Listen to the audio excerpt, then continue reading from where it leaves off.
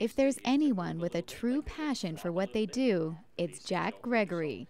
Since age 5, Tuxedo Source for Sports has been his home away from home. If I wasn't at the hockey rink, the outdoor hockey rink, or in school, this was my daycare. The business was my daycare. It's now his business, one that he is grateful to lead, especially knowing that things could have been so different. Back in 1967, when he was just 12 years old, Jack and his best friend decided to build a go-kart.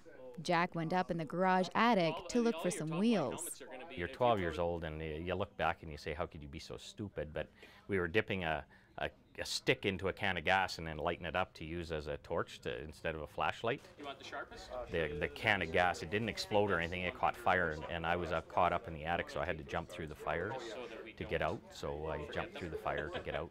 Doing so, Jack burned 60% of his body and spent months in the hospital, undergoing several operations.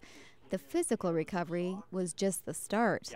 In a way, that was part of the pain, was, people would point at you and stare at you and stuff like that type of thing. And I mean, you just had to, either you got mad or you just got used to it type of thing.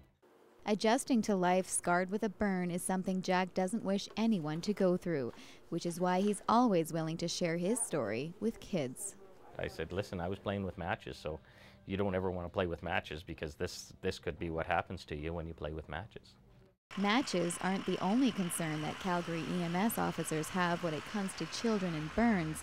In fact, the most common burn injuries they see come from hot liquids, even regular tap water. The issue is that once the skin gets burned, actually it continues to burn as long as that heat is there, and the injury occurs and the burn becomes bigger and deeper if you don't cool it immediately.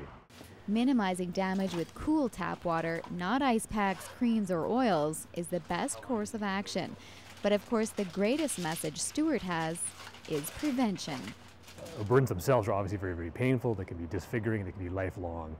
Something that Jack has learned the hard way. For Shaw TV, I'm Sheila Nyquist.